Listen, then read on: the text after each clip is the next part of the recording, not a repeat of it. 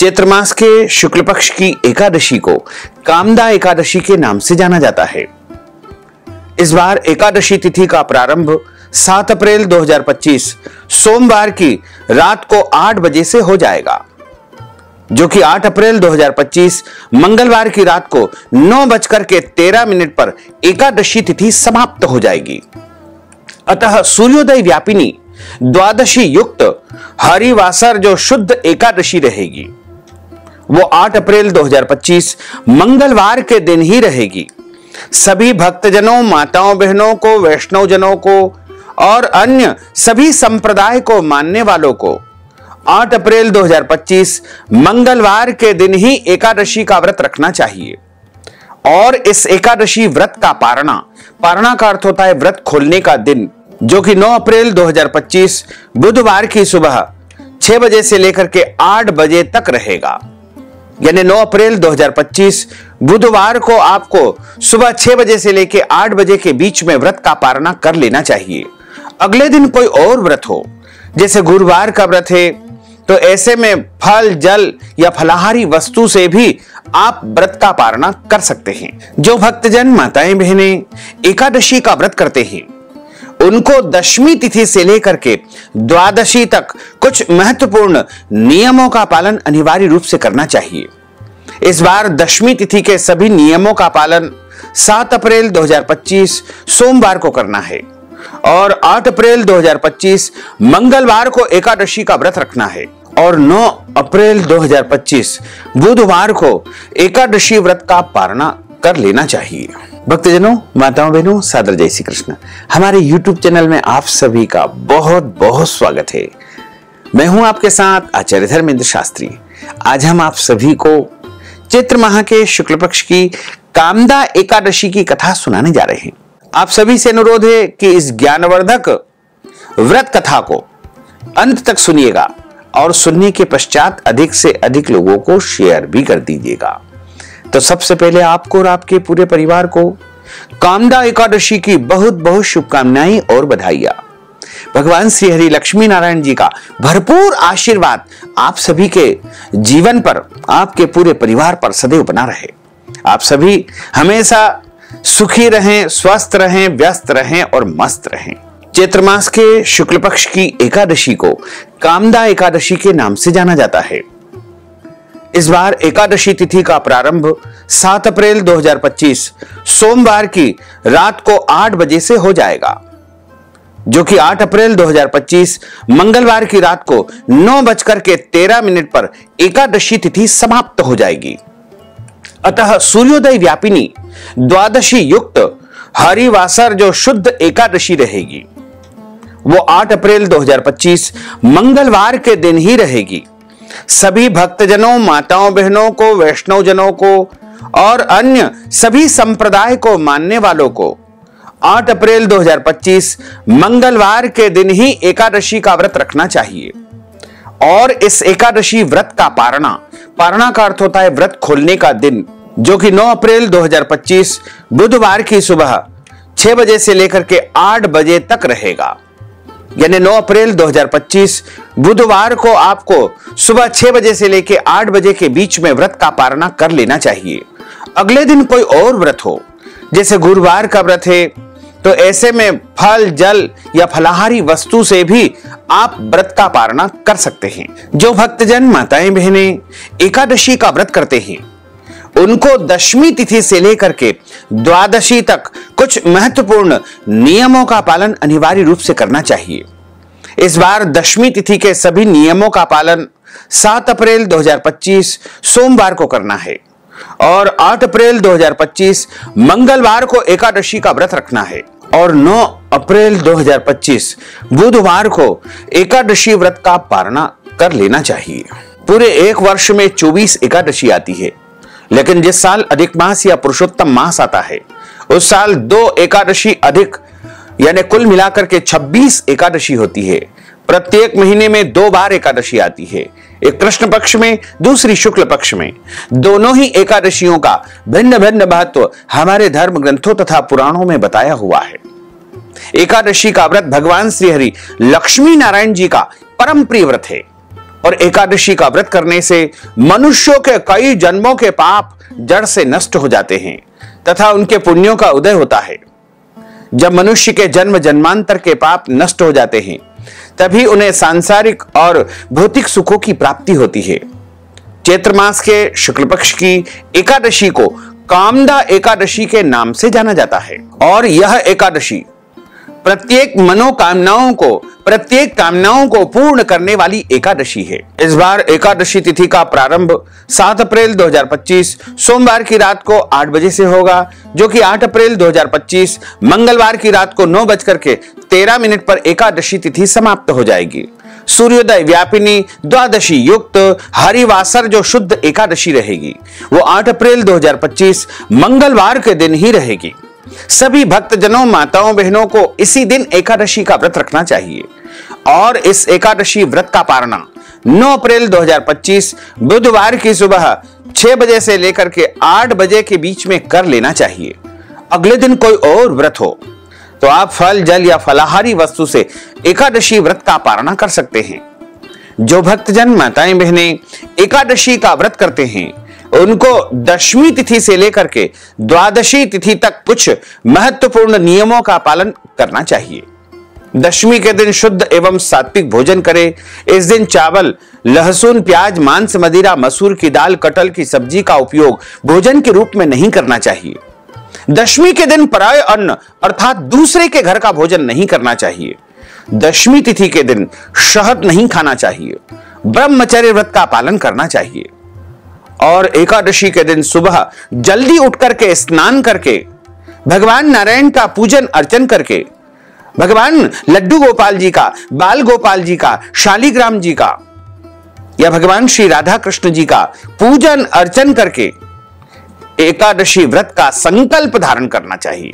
यदि आप संकल्प धारण करना चाहते हैं तो आप अपने घर के पूजा स्थल में, देवघर में या फिर पूर्व दिशा की तरफ मुंह करते हुए आसन पर बैठ जाइए। शुद्ध घी का या तिल के तेल का दीपक प्रज्वलित कर लीजिए और अपने सामने पूजा की थाली में जौ, तिल और पीले पुष्प, सुपारी, दक्षिणा, शुद्ध जल रख करके आपको संकल्प आरंभ करना है। हाथ की मुद्रा को इस प्रकार करना है और हाथ के मध्य भाग में सर्वप्रथम जल रखे, तुलसी जी का पत्ता रखे, सुपारी रखे, जौ, तिल रखे, कुछ पैसे रख करके आप बोलिएगा ओम विष्णवे नमः, ओम विष्णवे नमः, ओम विष्णवे नमः।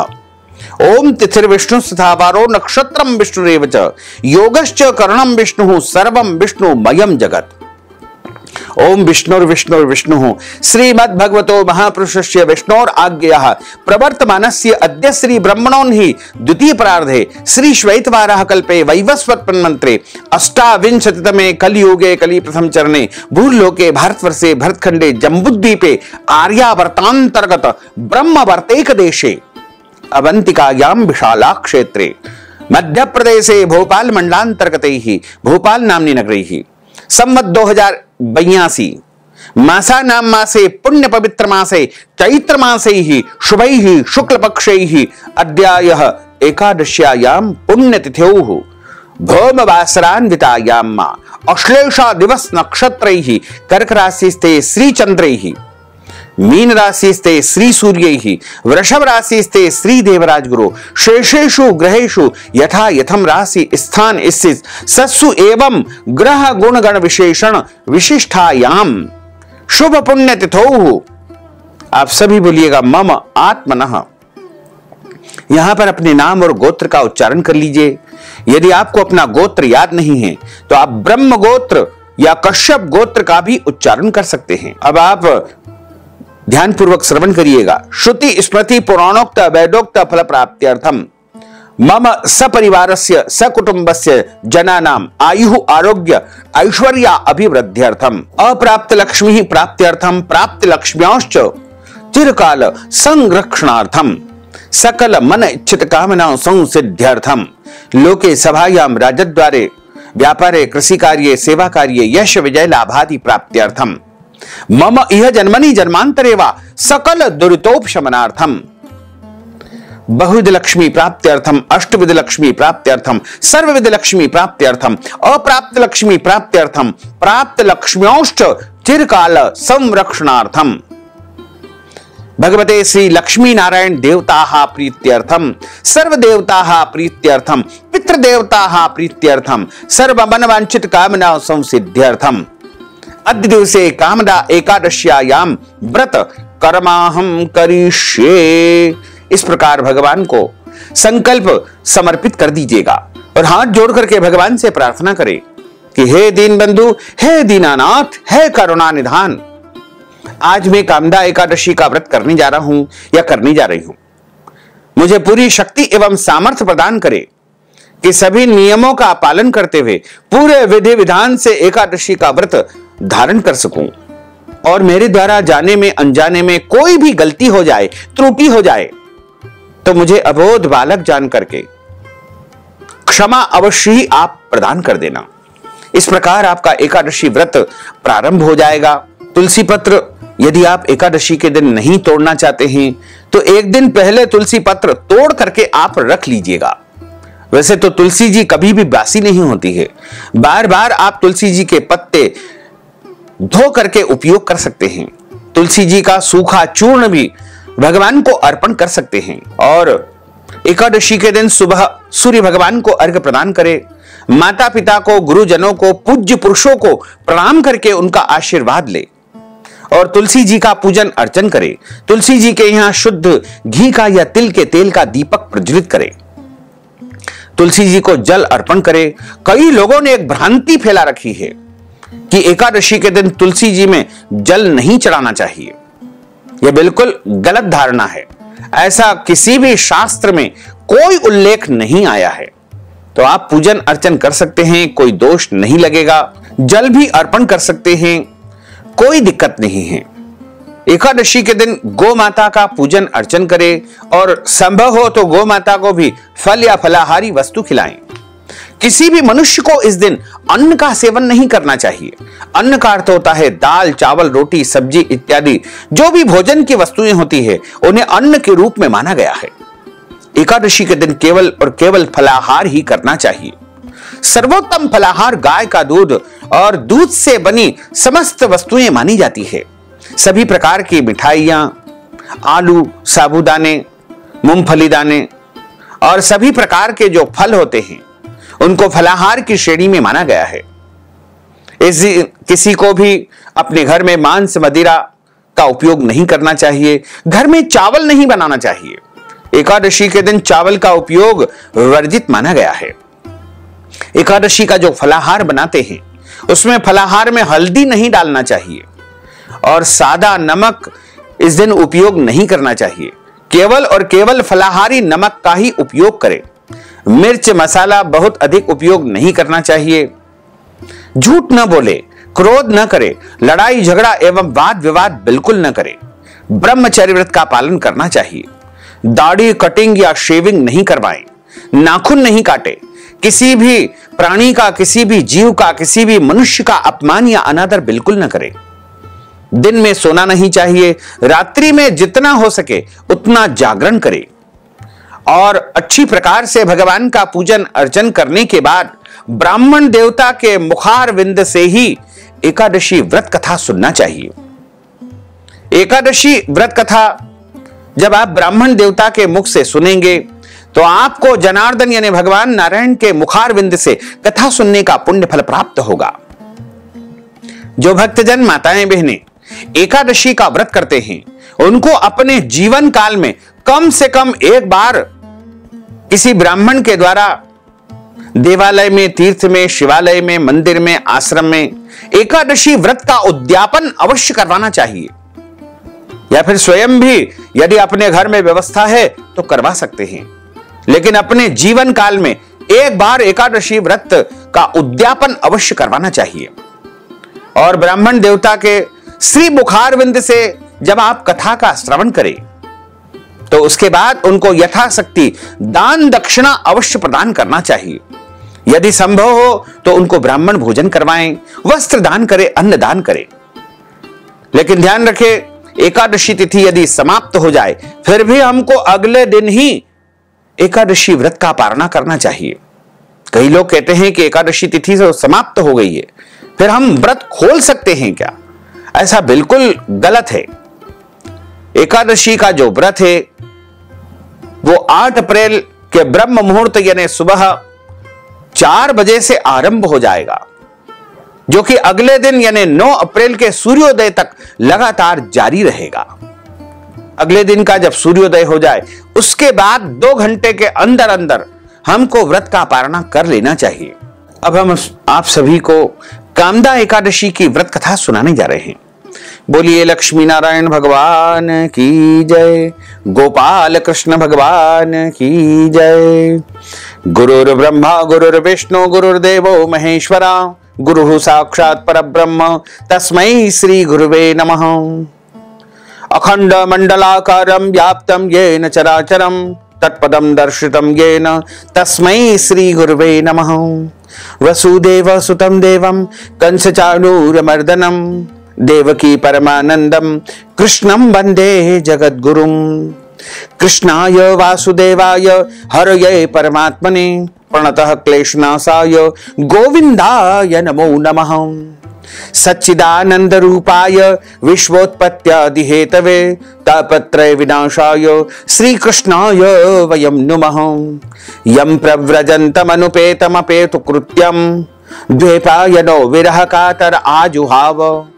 पुत्रेति तन्मयतया तरवोभिने दुस्तं सर्वभूत हृदयं मुनिमानतोऽस्मि। सर्वभूत हृदयं मुनिमानतोऽस्मि। बर्हा पीडं नटवर वपुः कर्णयोः कर्णिकारं बिभ्रद्वास कनक कपीशं वैजयन्तीं च मालां। रन्ध्रान् वेणोर्धर सुधया पूरयन् गोपवृन्दैः वृन्दारण्यं स्वपदरमणं प्राविशत गीतकीर्तिः। कस्तूरी तिलकं ललाटपटले वक्षस्थले कौस्तुभं नासाग्रे वरमोक्तिकंकरतले वेणुः करे कंकणं।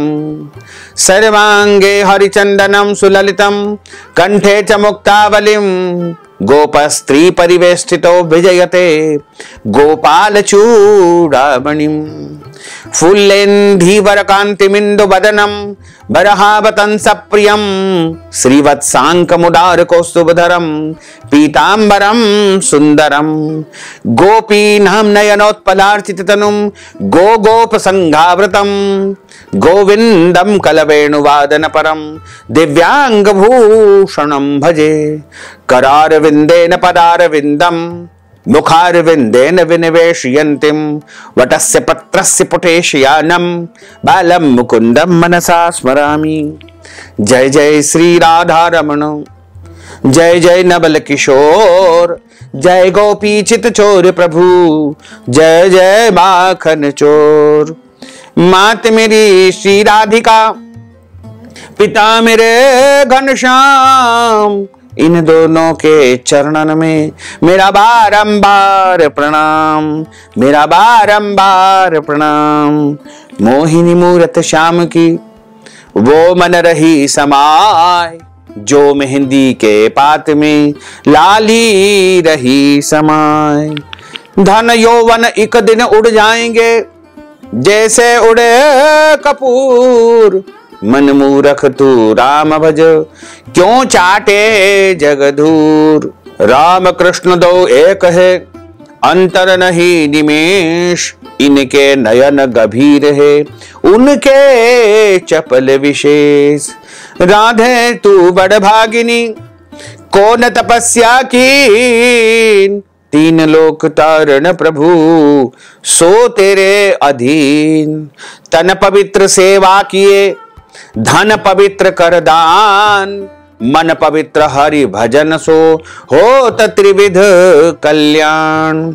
कलयुग केवल नाम आधारा, सुमर सुमर नर उतर ही पारा, सुमर सुमर उतर ही पारा।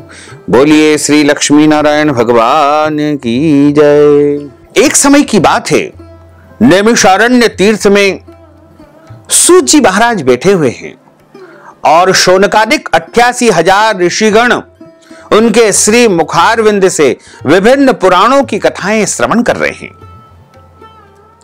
तो उन ऋषि में से एक ऋषि ने सूत जी महाराज को प्रणाम करके उनसे प्रश्न किया कि हे महाराज, आज हम आपके श्री मुखारविंद से चैत्र माह के शुक्ल पक्ष में जो एकादशी आती है उसकी व्रत कथा सुनना चाहते हैं। सूत जी महाराज कहते हैं कि ऋषिगणों, आपने अति उत्तम प्रश्न किया है। यही प्रश्न एक बार भगवान श्री कृष्ण के परम प्रिय सखा और शिष्य अर्जुन ने भगवान कृष्ण से पूछा था। पुष्टि पुरुषोत्तम भगवान श्री कृष्ण को अर्जुन ने प्रणाम करके कहा कि हे कमल नयन, मैं आपको कोटि कोटि नमन करता हूं। हे जगदीश्वर, मैं आपसे प्रार्थना करता हूं कि आप कृपा करके चैत्र माह के शुक्ल पक्ष की एकादशी की व्रत कथा सुनाने की कृपा करें। इस एकादशी का क्या नाम है, इस व्रत को पहले किसने किया है और इस व्रत को करने से कौन से पुण्य फल की प्राप्ति होती है। भगवान श्री कृष्ण ने कहा कि हे अर्जुन, एक बार यही प्रश्न राजा दिलीप ने अपने कुलगुरु वशिष्ठ ऋषि से किया था। वह वृत्तांत मैं आज तुमको सुनाने जा रहा हूं।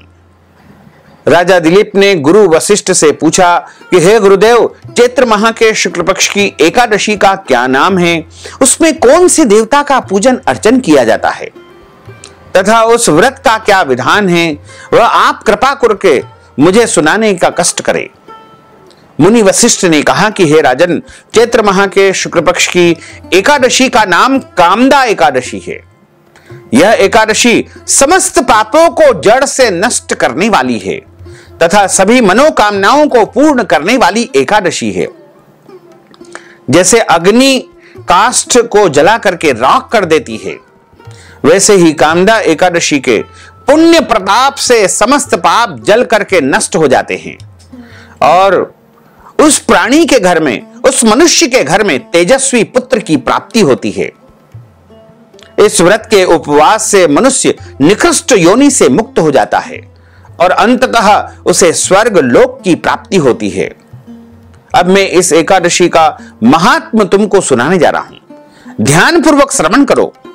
प्राचीन समय में भागीपुर नामक एक नगर था जिस पर पुंडरीक नाम का एक राजा राज्य किया करता था। राजा पुंडरीक अनेक ऐश्वर्यों से युक्त था। उसके राज्य में अनेक अप्सराएं, गंधर्व, किन्नर आदि निवास करते थे। उसी नगर में ललित और ललिता नाम के गायन विद्या में पारंगत गंधर्व स्त्री पुरुष अति संपन्न घर में निवास करते हुए विहार किया करते थे। उन दोनों में इतना प्रेम था कि वे अलग हो जाने की कल्पना मात्र से ही व्यथित हो उठते थे। एक बार राजा पुंडरीक गंधर्वों सहित सभा में विराजमान थे। वहां गंधर्वों के साथ ललित भी गायन कर रहा था। उस समय उसकी प्रियतमा ललिता वहां उपस्थित नहीं थी। गायन करते करते अचानक उसे ध्यान आया और अपनी प्रियतमा का वह मन ही मन ध्यान करने लगा, स्मरण करने लगा, जिसके कारण वह अशुद्ध गायन करने लगा। नागराज करकोटक ने राजा पुंडरीक से उसकी शिकायत की। इस पर राजा को भयंकर क्रोध आया और उन्होंने क्रोधवश ललित को श्राप दे दिया कि अरे नीच, तू मेरे सम्मुख गायन करते हुए भी स्त्री का स्मरण कर रहा है, इससे तू नरभक्षी दैत्य बन करके अपने कर्म का फल भोगो। इस प्रकार श्राप दे दिया। ललित गंधर्व उसी समय राजा पुंडरीक के श्राप से भयंकर दैत्य में परिवर्तित हो गया। उसका मुख विकराल हो गया, उसके नेत्र सूर्य चंद्रमा के समान प्रदीप्त होने लगे, उसके मुंह से आग की भयंकर ज्वालाएं निकलने लगी, उसकी नाक पर्वत की कंदरा के समान विशाल हो गई और गर्दन पहाड़ के समान दिखाई देने लगी। उसकी भुजाएं 2-2 योजन लंबी हो गई। इस प्रकार उसका शरीर 8 योजन लंबा चौड़ा बन गया। इस तरह राक्षस बन जाने पर वह अनेक प्रकार के दुखों को भोगने लगा। अपने प्रियतम ललित का ऐसा हाल होने पर ललिता अथाह दुख से व्यथित हो उठी और वह अपने पति के उद्धार के लिए विचार करने लगी कि मैं कहां जाऊं और क्या करूं, किस प्रयत्न करने से, किस उपाय को करने से अपने पति को नरक तुल्य कष्ट से मुक्ति प्राप्त करवा सकती हूं। राक्षस बना ललित घोर वनों में रहते हुए अनेक प्रकार के पाप करने लगा। उसकी स्त्री ललिता भी उसके पीछे पीछे जाती और उसकी हालत देख करके विलाप करने लगती। एक बार वह अपने पति के पीछे पीछे चलते हुए विंध्याचल पर्वत पर पहुंच गई। उस स्थान पर उसने श्रृंगी मुनि का आश्रम देखा। वह शीघ्रता से उस आश्रम में पहुंच गई और मुनि के सामने पहुंच करके दंडवत प्रणाम करके विनीत भाव से प्रार्थना करने लगी। हे महर्षि, मैं वीर धनवा नामक गंधर्व की पुत्री ललिता हूं। मेरा पति राजा पुंडरीक के श्राप से एक भयंकर दैत्य बन गया है। उससे मुझे अपार दुख प्राप्त हो रहा है। अपने पति के कष्ट के कारण मैं बहुत दुखी हूं। हे मुनि श्रेष्ठ, कृपा करके आप उसे राक्षस योनि से मुक्ति करने का कोई उपाय बताइए। समस्त वृत्तांत सुनकर के मुनि श्रृंगी ने कहा कि हे पुत्री, चैत्र माह के शुक्ल पक्ष की एकादशी का नाम कामदा एकादशी है और उसका व्रत करने से प्राणी के समस्त मनोरथ शीघ्र ही पूर्ण हो जाते हैं। यदि तू उसके व्रत के पुण्य को अपने पति को प्रदान कर देगी तो वह राक्षस योनि से सहज ही मुक्ति को प्राप्त हो जाएगा और राजा का श्राप भी समाप्त हो जाएगा। ऋषि के कथना अनुसार ललिता ने पूरी श्रद्धा के साथ में, भक्ति के साथ में, विधि विधान के साथ में कामदा एकादशी का व्रत किया और द्वादशी के दिन ब्राह्मणों के सामने अपने व्रत का पूरा फल अपने पतिदेव को, अपने स्वामी को, अपने प्रीतम को प्रदान कर दिया और ईश्वर से, भगवान से प्रार्थना करने लगी कि हे प्रभु, मैंने जो यह उपवास किया है, व्रत किया है, उसका सारा फल मेरे पतिदेव को, मेरे स्वामी को प्राप्त हो जाए तथा उनकी राक्षस योनि समाप्त हो जाए। एकादशी का फल देते ही उसका पति राक्षस योनि से मुक्त हो गया और अपने दिव्य स्वरूप को वह प्राप्त हुआ। वह अनेक सुंदर वस्त्रों तथा आभूषणों से अलंकृत होकर के पहले की भांति ललिता के साथ में विहार करने लगा। कामदा एकादशी के प्रभाव से वह पहले की भांति सुंदर हो गया और मृत्यु के पश्चात दोनों पुष्पक विमान में बैठ करके भगवान श्री हरि विष्णु के लोक को, वैकुंठ धाम को प्रस्थान कर गए। भगवान श्री कृष्ण कहते हैं कि हे अर्जुन, इस व्रत उपवास को विधान पूर्वक करने से सभी पाप नष्ट हो जाते हैं। इस व्रत के पुण्य से मनुष्य ब्रह्म हत्यादि के पाप और राक्षस आदि योनि से मुक्त हो जाते हैं। संसार में इससे उत्तम कोई दूसरा व्रत है ही नहीं है। इसकी कथा सुनने से, पढ़ने से, सुनाने से एकादशी व्रत का पूरा पुण्य प्राप्त होता है। प्राणी अपने सुखों का चिंतन करे, यह बुरा नहीं है, किंतु समय समय पर उसको पुण्य कार्य करना चाहिए। समय असमय ऐसा चिंतन प्राणी को उसके दायित्व से विमुख कर देता है, जिससे उसे भयंकर कष्ट भोगना पड़ते हैं। गंधर्व ललित ने भी राक्षस होकर के निंदित कर्म किए थे और कष्ट भोगे, परंतु भगवान श्रीहरि की अनुकंपा से, पुण्य प्रताप के माध्यम से उसको जो है एक उत्तम स्थान की प्राप्ति हो सकी। इसलिए सभी मनुष्यों को अपने कर्म को पूरी निष्ठा और ईमानदारी के साथ करना चाहिए और कर्म के साथ साथ धर्म भी आवश्यक होता है। धर्म के बिना कर्म अधूरा है और कर्म के बिना धर्म अधूरा है, इसलिए दोनों ही आवश्यक है। इस प्रकार यहां पर कामदा एकादशी व्रत कथा का समापन होता है। बोलिए श्री लक्ष्मी नारायण भगवान की जय। अच्युतम केशवम राम नारायणम कृष्ण दामोदरम वासुदेवम हरे श्रीधरम माधवम गोपिका वल्लभम श्री जानकी नायकम श्री रामचंद्रम भजे जानकी मनोहरम सर्वलोक नायकम श्री शंकरादि सेवितम पुण्य नाम कीर्तनम श्री राम राम राम राम राम नाम तायकम रामा कृष्णा वासुदेवा भक्ति मुक्तिदायकम रामा कृष्णा वासुदेवा भक्ति मुक्तिदायकम रामा कृष्णा वासुदेवा भक्ति मुक्तिदायकम। हरे राम राम राम हरे हरे, हरे कृष्ण कृष्ण कृष्ण हरे हरे, श्री कृष्ण गोविंद हरे मुरारे। हे नाथ नारायण वासुदेवा, हे नाथ नारायण वासुदेवा, हे नाथ नारायण वासुदेवा, हे नाथ नारायण वासुदेवा। बोलिए श्री लक्ष्मी नारायण भगवान की जय। अब आप और हम सभी मिलकर के भगवान श्री हरि की आरती का गायन करेंगे। ओम जय जगदीश हरे, स्वामी जय जगदीश हरे, भक्त जनों के संकट, दास जनों के संकट क्षण में दूर करे। ओम जय जगदीश हरे, जो ध्यावे फल पावे, दुख बिन से मन का, स्वामी दुख बिन से मन का, सुख संपत्ति घर आवे, सुख संपत्ति घर आवे, कष्ट मिटे तन का। ओम जय जगदीश हरे, मात पिता तुम मेरे, शरण गहूं में किसकी, स्वामी शरण गहूं में किसकी, तुम बिना और न दूजा, प्रभु बिना और न दूजा, आस करूं मैं किसकी। ओम जय जगदीश हरे, तुम पूर्ण परमात्मा, तुम अंतरयामी, स्वामी तुम अंतरयामी, पार ब्रह्म परमेश्वर, पार ब्रह्म परमेश्वर, तुम सबके स्वामी। ओम जय जगदीश हरे, तुम करुणा के सागर, तुम पालन करता, स्वामी तुम पालन करता, मैं सेवक तुम स्वामी, मैं सेवक तुम स्वामी, कृपा करो भरता। ओम जय जगदीश हरे, तुम हो एक अगोचर, सबके प्राणपति, स्वामी सबके प्राणपति, किस विध मिलहूं दयामय, किस विध मिलहूं दयामय, तुमको मैं सुमति। ओम जय जगदीश हरे, दीन बंधु दुख हरता, तुम ठाकुर मेरे, स्वामी तुम रक्षक मेरे, अपने हाथ उठाओ, अपनी शरण लगाओ, द्वार पड़ा तेरे।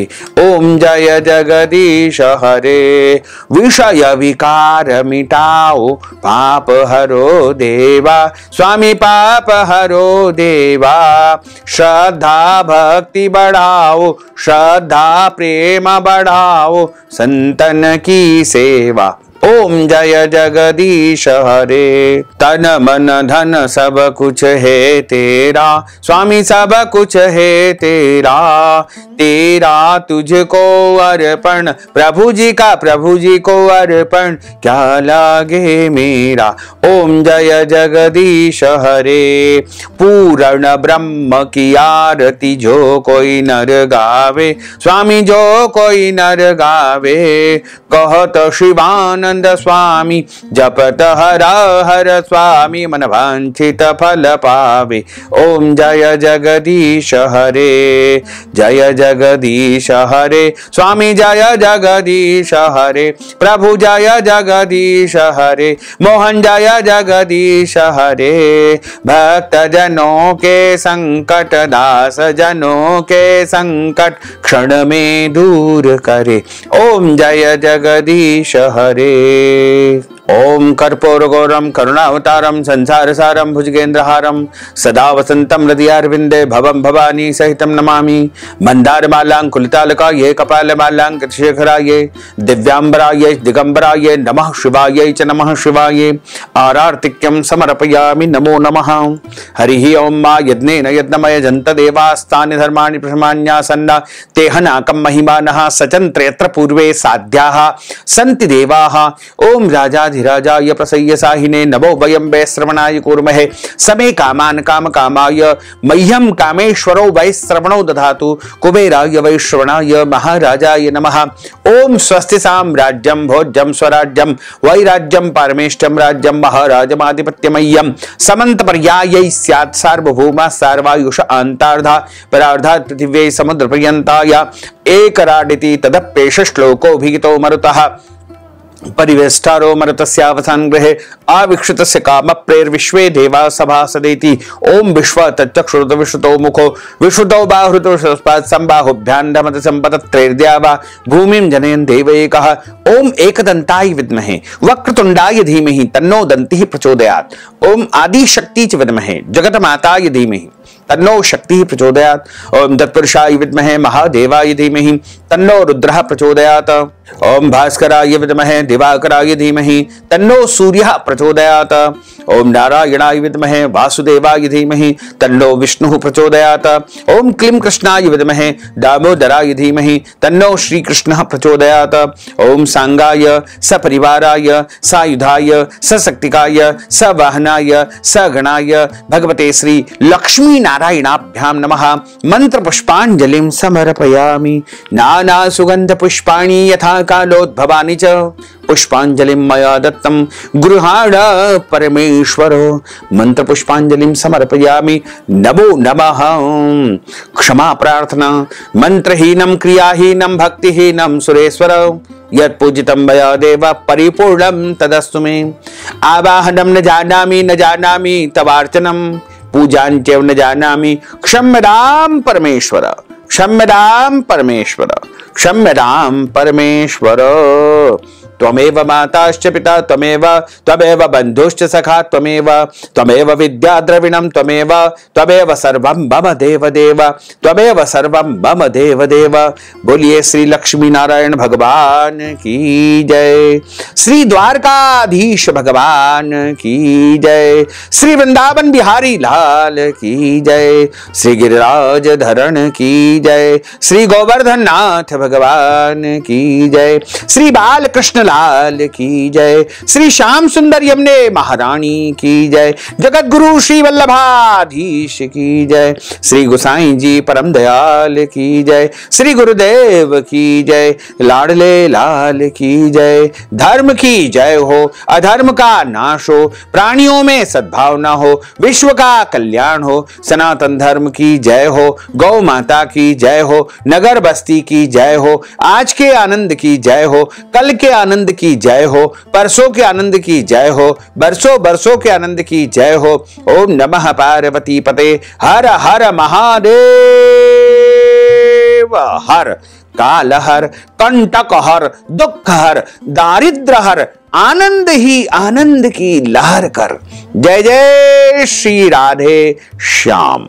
भक्तजनों माताओं बहनों यदि आप हमारे माध्यम से एकादशी व्रत का उद्यापन करवाना चाहते हैं या फिर आप एकादशी व्रत कथा की दक्षिणा हमें प्रदान करना चाहते हैं अन्नदान गोदान वस्त्रदान या पारणा के समय ब्राह्मण भोजन करवाना चाहते हैं या कोई भी दान पुण्य गुप्त दान स्वरूप भी यदि आप एकादशी के निमित्त हमें प्रदान करना चाहते हैं तो आप हमारे गूगल पे फोन पे पेटीएम नंबर अकाउंट नंबर के माध्यम से नगद धनराशि पहुंचा करके कामदा एकादशी का संपूर्ण पुण्य लाभ प्राप्त कर सकते हैं। साथ ही आप सभी से अनुरोध है कि हमारे इस ज्ञानवर्धक वीडियो को अंत तक देखिएगा और देखने के पश्चात अधिक से अधिक लोगों को शेयर कर लीजिएगा लाइक करिएगा कमेंट करिएगा और यदि अभी तक आपने सब्सक्राइब नहीं किया है तो अभी और इसी समय सब्सक्राइब कर लीजिए ताकि इसी प्रकार की ज्ञानवर्धक वीडियो आपको सबसे पहले प्राप्त हो सके। आपको और आपके पूरे परिवार को सादर जय श्री कृष्ण सादर धन्यवाद।